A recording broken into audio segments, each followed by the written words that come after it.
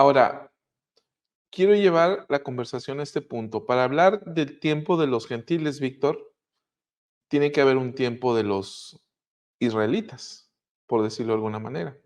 Este tiempo de los israelitas, Víctor, tiene que ver con el convenio abrámico que tú mencionabas hace un momento, que ahí es donde nace todo, ¿no?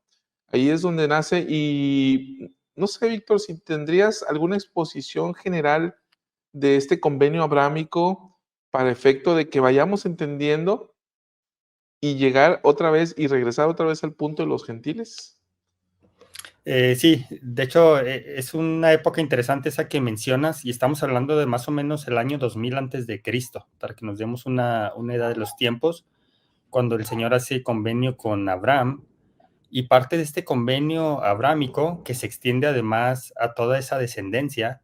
Recordemos que Abraham tiene como hijo a Isaac, Isaac tiene como hijo a Jacob, que después es llamado Israel, y a partir de ahí viene la casa de Israel, ¿no? Entonces viene por esta genealogía de Abraham. Entonces cuando se hace este convenio, prácticamente lo que el Señor está prometiéndole a Abraham es que de su descendencia, bueno, que su descendencia sería grande a la vista del Señor, pero también tienen algunas comisiones o el Señor les pone algunas comisiones que realizar, entre ellas las de precisamente llevar el Evangelio al resto del mundo, ¿no? Es decir, que a través de la casa de Israel el Evangelio fuera predicado a las demás naciones. Y a cambio de esto, pues se prometen bendiciones, ¿no? Una de las bendiciones es que crecería la casa de Israel o sería tan grande como las arenas del mar o las estrellas del cielo, ¿no? Es decir, realmente iba a ser un pueblo muy numeroso y sabemos que eso se convirtió en una realidad. Entonces, ahí es donde parte ese convenio y hasta cuándo se extiende. Si bien en los años siguientes, digamos que la casa de Israel es separada, es maltratada de alguna manera o es llevada cautiva por algunos otros, dispersados, etcétera, ¿no? Eso lo podemos ver a lo largo de los años. Sin embargo, siguió siendo el tiempo de la casa de Israel como tal, siguió siendo por lo menos hasta que Jerusalén es destruida, ¿no? Hasta que se mata a los judíos o se llevan cautivos a los judíos.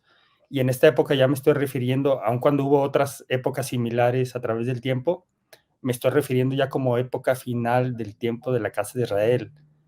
Eh, y esto es debatible, ¿eh? Pero yo lo llevo a esta fecha, lo llevo a la fecha de más o menos el año 70 después de Cristo, y en donde también empieza a perderse la iglesia. Fíjate qué interesante, el pueblo de Israel tiene ese convenio con el Señor. Entre este pueblo llega Jesucristo, o de hecho descendiente de este pueblo llega Jesucristo a través de una de las tribus que es Judá, pero ahí mismo muere Jesucristo, ¿no? Entre ellos. ¿Y qué pasó antes de eso? Pues que Jesucristo funda su iglesia, llama apóstoles y profetas, y creo que todos sabemos esta parte de la historia muy bien, ¿no? Los relatos del Nuevo Testamento prácticamente apuntan a esta fecha, al menos los primeros libros del Nuevo Testamento. Entonces, es interesante que hasta en eso se cumplió estas promesas del Señor. Y si nos vamos un poquito más a fondo en esa época, ya cuando Jesucristo no estaba en la tierra, pero que deja comisionado a sus apóstoles a que ellos lleven el Evangelio a todas las naciones, es cuando se empieza a predicar el Evangelio a los gentiles, y entendiéndose por gentiles aquellos que no eran descendientes literales de la casa de Israel, no solo judíos, sino de cualquier tribu, que estuvieran fuera de cualquiera de estas tribus de Israel. Entonces podríamos resumir que el tiempo de la casa de Israel, lo que pasa es que aquí hay algunas acotaciones, pero el tiempo de la plenitud de la casa de Israel empieza 2000 años antes de Cristo y termina alrededor del año 70 después de Cristo. Pero esto no significa que se pierdan esas promesas que el Señor ha hecho. Sin embargo, empieza el periodo de apostasía y empieza ese periodo en donde yo diría que no fue tiempo ni de la casa de Israel ni tiempo de los gentiles. Es decir, hay un periodo muy largo entre que comienza la apostasía hasta que se restaura la iglesia. Estamos hablando de 1700, 60 años más o menos, en que digamos que nadie reclama esas bendiciones prometidas por el Señor. Pero más o menos esa es la época del tiempo de la casa de Israel. Voy a compartir, Víctor y César, esto que está en la guía de estudio de las Escrituras simplemente para enfatizar en lo que dice Víctor. Cuando buscamos Abraham en la guía de estudio de las Escrituras o convenio abrámico, dice lo siguiente: Abraham recibió el Evangelio y fue ordenado al sacerdocio mayor y entró en el convenio del matrimonio celestial, el cual es el convenio de la exaltación.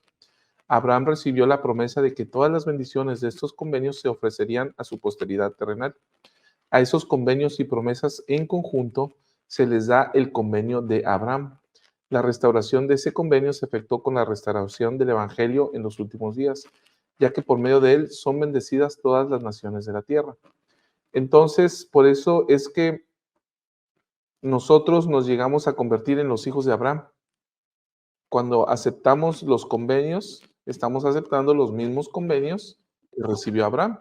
Ese es el convenio abrámico entonces, Víctor, y ese pues sería, en términos llanos, simples, el tiempo de los descendientes de Abraham, de los israelitas, como queramos decirles, ¿no? Abrahamitas, yo no sé si decirle más abrahamitas o israelitas, César, Se les porque conoce más como semitas, ¿no? Son los pero hoy nos remontamos hasta Sem.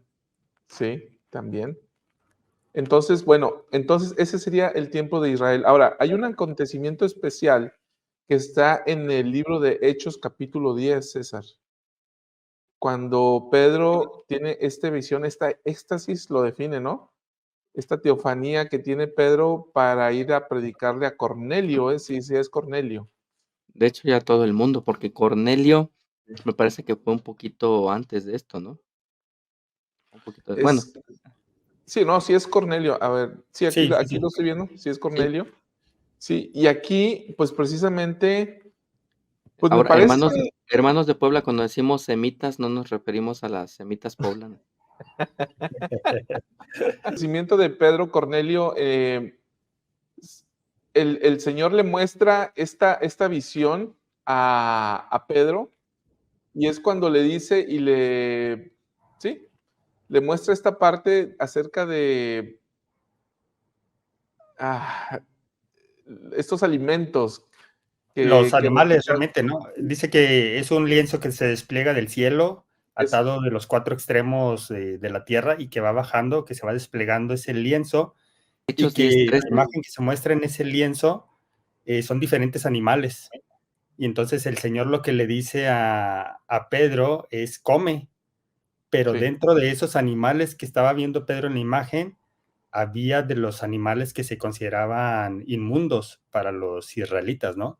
Esto podríamos ir a ver en Levítico, en donde describe cuáles son los animales que ellos no tenían que comer. Entre ellos el conejo, el cerdo, el camello, esto entre los mamíferos, ¿no? Y luego describe también de las aves y de los peces cuáles animales eran inmundos. Y entonces, al parecer, lo que ve Pedro en esta imagen es varios de estos animales. Y entonces Pedro dice, yo nunca he comido cosa inmunda, ¿cómo me pides que coma?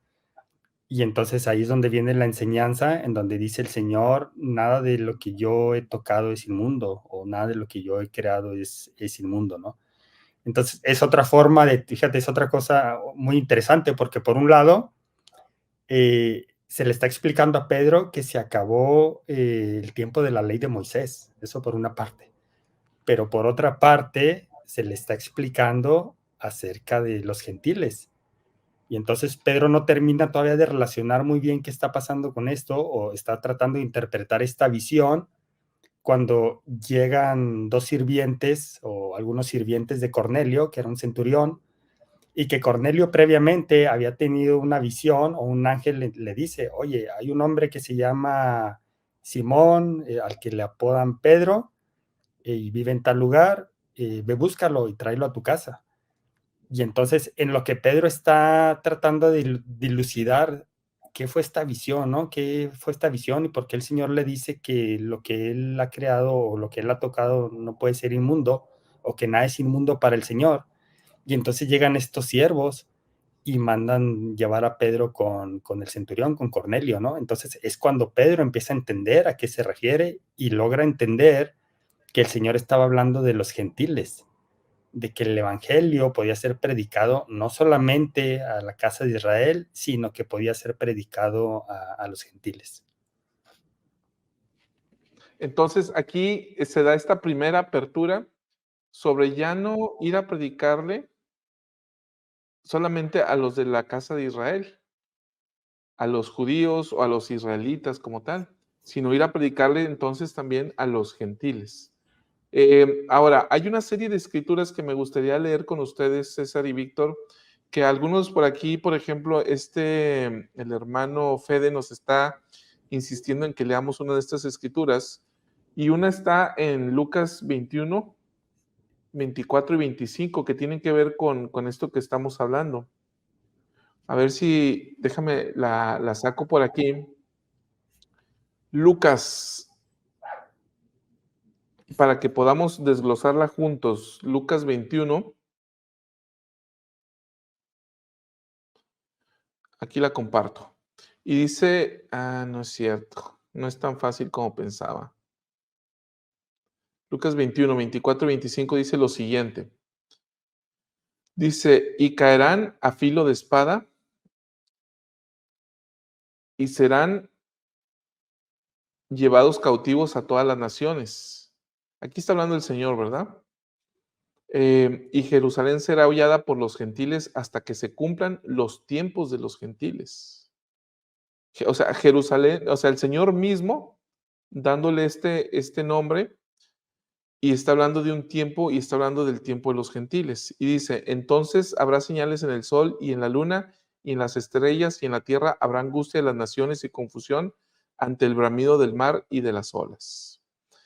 Entonces, aquí el Señor mismo está dejando de manifiesto que Jerusalén, uno, va a ser hollada, que va a ser destruida por los gentiles y que esto va a seguir sucediendo una y otra vez hasta que se cumplan los tiempos de los gentiles. ¿Qué te dice esto, César? Primero, a veces obviamos partes de las escrituras. Fíjate, Chava, que me viene a la mente. Imagínate a alguien que nació en el judaísmo de, pues sí, perdón la redundancia, de nacimiento, ¿no? Y de repente tiene una visión en la que hay que compartirle el evangelio a todo el mundo. Ojo, los judíos no proselitan. Partamos de eso. O sea, el compartir, el invitar a las personas a venir a Cristo o el convertir a una religión no es una actividad que hagan los judíos. Ellos consideran que el corregir el mundo y el alma es responsabilidad de cada persona y para ello no se requiere ser judío o no judío. Entonces, primero, el que Pedro haya tenido una visión donde dice mata y come y entonces comparte y predica y que los apóstoles y los setentas y todos los discípulos comenzaran a compartir el evangelio, ya era algo completamente distinto a lo que conocían. Solamente quería recalcar esto. Ahora, regresándonos, ¿tienes todavía la pantalla que compartiste? Ok. Ahora, regresándonos a la otra parte, 24, y caerán a filo de espada y serán llevados cautivos a todas las naciones, y Jerusalén será hollada por los gentiles hasta que se cumplan los tiempos de los gentiles. Bien, aquí ya viene algo interesante. En el año 70 después de Cristo, el segundo templo, el templo de Jerusalén, fue destruido. Entonces, digamos que aquí ocurrió como la destrucción de Jerusalén, de ahí fue ocupada por diferentes pueblos, entre ellos los musulmanes, y hoy en día es un lugar donde ya se están congregando nuevamente los judíos. Entonces, podríamos decir que este lapso en el que iban a ser esparcidos está llegando a su fin. Por ahí desde el año 1948, me parece que fue que se fundó el Estado de Israel. Entonces, esta profecía se cumplió cabalmente. Fueron esparcidos, la ciudad fue destruida, el templo, que era el símbolo del judaísmo, fue destruido en el año 70 y iba a permanecer así hasta que se cumpla el tiempo de los gentiles, que es en donde estamos ahorita. Pero estamos ahorita en el tiempo de los gentiles y vemos que los judíos están nuevamente congregando en aquella tierra. Entonces, aquí ya nos salta que estamos en un periodo ya de transición nuevamente. y ya nos salta algunas alarmas, ¿no? De que algo está pasando y espero que no estemos dormidos, ¿no? Como dice el elder Uchtdorf en la restauración o en el cumplimiento de los tiempos. En Está, relación con... perdón, está hablando de una señal muy clara, ¿no? Está diciendo cuando se cumpla el tiempo de los gentiles y luego empieza a describir una serie de cosas que van a suceder previas a la venida de Jesucristo. Es decir, podemos interpretar que cuando se cumpla el tiempo de los gentiles o cuando llegue el fin del tiempo de los gentiles, es que el Señor ya está a la puerta, ¿no? Entonces, por eso lo estamos tratando hoy, ¿no? Porque es una de las señales de la segunda venida, o es una de las señales previas a la segunda venida. Ahora, ¿cómo se va a dar eso, Salvador? Eso es algo muy interesante. Es decir, ¿cómo nos vamos a dar cuenta que el tiempo de los gentiles ya terminó? Tú preguntabas hace rato o hacías la reflexión, ¿significa esto, por ejemplo, que la iglesia ya no va a ser gobernada por un gentil, hablando de gentil como nación? ¿O qué acontecimientos vamos a ver para poder decir, ya se cumplió el tiempo de los gentiles? Ahora sí viene todo esto, ¿no? Que describe Lucas. En relación con esto que decía César, aquí en el manual de Instituto de Doctrina y Convenios, el viejito, que desafortunadamente jubilaron, dice justamente lo Junto que con el menciona hermano César. Alvaradejo. Ese te salió del alma, César. Sí, ¿verdad? Dice lo siguiente, dice, esta señal que dio nuestro Señor para indicar el tiempo de los gentiles, es decir, de que Jerusalén sería destruida y una y otra vez, hasta que llegara el tiempo de los gentiles, tiene que ver con la organización del Estado israelita, que como ahorita decía César, esto sucedió en 1948. Entonces, se crea el Estado israelita en 1948. Cuando se crea el Estado israelita, eran alrededor de 600,000 judíos que estaban ahí. Hoy en día yo chequeé hace un rato qué población había en Israel y hay más de 9 millones. Uno de los paralelos que mencionan algunos expertos es que dicen que qué casualidad que había más o menos 600,000 israelitas cuando se organiza el Estado de Israel, equivalente al número de israelitas que había cuando salieron del cautiverio de los egipcios. Entonces, cuando esto suceda, los israelitas o los judíos van a empezar a regresar al lugar de a sus tierras. Entonces, ¿eso qué significa? Que está llegando el fin del tiempo de los gentiles. Es una de las señales. Y esta señal se dio desde 1900, dijimos, 48. Y dice entonces el manual, lo cito literalmente, ahora estamos en el periodo de transición y pronto amanecerá el día de los judíos. Entonces el Evangelio se les llevará a ellos y al resto de Israel que está en este continente. Entonces la primera parte ya está. La primera parte de que se organiza el Estado y están ahí unos judíos y empiezan a regresar los judíos. Y falta la segunda parte donde el Evangelio les va a ser llevados a estos judíos, ¿no? Ahora, algo importante que yo he visto ahora que está el conflicto con los palestinos, donde los judíos, justo los que viven en la zona divisoria con la franja de Gaza, que están del lado de Israel, dicen, oye, les preguntan los reporteros, ¿por qué no te vas de esta zona? Dice, esta es nuestra tierra. Nosotros dejamos Argentina, particularmente yo vi a uno que dijo, dejamos Argentina para venir para acá porque esta es nuestra tierra. No nos ¿No vamos a era ir de Javier aquí. Milei? No No, creo. no es cierto. No sé quién es él. El presidente de Argentina. Era un Ah, guiño para nuestros hermanos argentinos. ok. Entonces, Javier, ¿qué me dijiste? No te escuché bien. Milei. Ah, Javier Milei. Ok. Bien. Entonces, esto está sucediendo, César, y justamente estamos entre una de las señales de los tiempos porque se está llevando este momento de transición y Jesucristo marcó el tiempo, ¿no? Que Jerusalén sería hollada hasta que llegara el fin del tiempo de los gentiles. Y eso, pues ya dejó. Ok. Víctor, Ahora, ¿tienes algo en mente? No, yo adelante, tengo un César. par de cositas en mente. Uno, los judíos más ortodoxos, los que son más fieles al judaísmo, ellos se oponen a la guerra, porque de hecho así lo marca la ley judía, que ellos no pueden hacer la guerra a otros países. E incluso el Estado de Israel, diferenciamos lo que es el Estado de Israel del antiguo reino de Israel. No es lo mismo, ni es, digamos, para que un reino sea legitimado por el Señor debe ser dirigido por profetas y hombres justos. Eso no ha pasado. Lo interesante es que se están congregando los judíos en esa región. Creo que es lo que nos aporta el Estado de Israel y hasta ahí.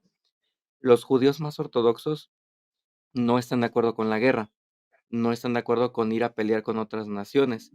E incluso el hermano Franco Anaya, que estuvo por allá, nos compartía que en estos barrios más judíos, más ortodoxos, digamos que más devotos al judaísmo, hay banderas palestinas, o sea, como protestando del por qué el Estado está atacando a los palestinos. Y aquí viene, entendamos, el judaísmo ellos se ven como una nación, como un pueblo, no como una religión. Entonces, es obvio que en una nación hay diferencias de opinión política y hasta en algunas formas de interpretar la ley. Entonces, voy a poner un ejemplo. Ellos esperan construir un tercer templo, que exista un tercer templo en Jerusalén. El lugar en donde debe ser construido y la arquitectura con la que debe ser construida difiere entre un grupo y otro, y la forma en que va a ser construida difiere entre un grupo y otro. Entonces, los más ortodoxos dicen, no deberíamos hacer ningún preparativo para construir un templo. ¿Por qué? Porque ese templo debe ser erigido divinamente por el Mesías. Entonces, querer acelerar algo a mano es como una ofensa a Dios. Pero hay un grupo que es como ultraderechista, que no es ultraortodoxo, no es lo mismo, que ellos hasta ya tienen preparada la vaca roja después de años y años de investigación junto con el Instituto del Templo para poder sacrificarla en esta Pascua, ¿no? O sea, estamos a semanas de que sacrifiquen a una vaca roja, la novena en toda la existencia de la historia de Israel, desde la época bíblica. Entonces, hay un montón de eventos que nos dicen, fuera de que si es la vaca o que si los ortodoxos o cuándo va a entrar la iglesia, es las cosas se están acelerando allá. Y a mí me llama mucho la atención que dentro de los mandamientos del pueblo de Israel, para que ellos puedan celebrar ciertas cosas, necesitan tener lo que hoy en la iglesia conocemos como tener quórum, ¿no? Que la mitad más uno estén presentes para tomar decisiones. Ellos, digamos que más de la mitad de los judíos están regados por el mundo, pero esa proporción se ha ido reduciendo y ahorita estamos a muy poca cantidad, relativamente hablando, de que en Israel haya quórum, de que haya la mitad más uno. Entonces, todas estas cosas, bien que mal, están como diciéndonos: "Oye, esto se está acelerando". ¿Cómo se va a compartir el evangelio allá? No lo sé. No lo sé, porque cuando Cristo venga en la segunda venida en el Monte de los Olivos, mostrará las marcas a los judíos y dirán: "Con estas marcas fui herido en la casa de mis amigos", y los judíos llorarán. Pero la verdad, yo no sé si en ese momento, a partir de ahí, se comienzan a convertir o llorarán ya sabiendo quién es el Mesías. Yo entiendo, de acuerdo a esa profecía, que hasta ese momento ellos reconocerán a Cristo como el Mesías. Entonces, es bien interesante porque aquí entramos ya en un área donde vemos que las cosas se aceleran, aunque yo creo que por obvias razones no hay una receta de cocina de cómo se va a cumplir. ¿Qué piensan? Víctor, ¿quieres agregar? ¿Quieres responderle a César? Tu micrófono. Fíjate que más bien quería, aquí Fede nos ha insistido con una escritura que fue la que leímos en Lucas, pero él dice, pero lean la de la traducción, él o ella, no sé qué es Fede, me parece que es él. Aquí la tengo. De hecho, estoy esperando que se dé el tiempo para leerla porque están los comentarios que estamos haciendo nosotros, pero aquí está, Sí, la leemos, mira. Estás esperando a que me calle, chava. Sí, de hecho. La leo, Víctor, y después te escuchamos. Dice, y estas cosas les habló acerca de la destrucción de Jerusalén. Y entonces sus discípulos le preguntaron diciendo, Maestro, ¿qué nos dices de tu venida? Esta es la revisión inspirada que hizo José Smith, ¿verdad? sí. Entonces, dice, y él le respondió, en la generación en que se cumplan los tiempos de los gentiles, habrá señales en el sol y en la luna y en las estrellas, y en la tierra habrá angustia de las naciones y confusión semejantes al bramido del mar y de las olas. La tierra también será sacudida y las aguas del gran abismo, desfalleciendo los hombres a causa del temor y de la expectación de las cosas que sobrevendrán en la tierra, porque los poderes de los cielos serán sacudidos.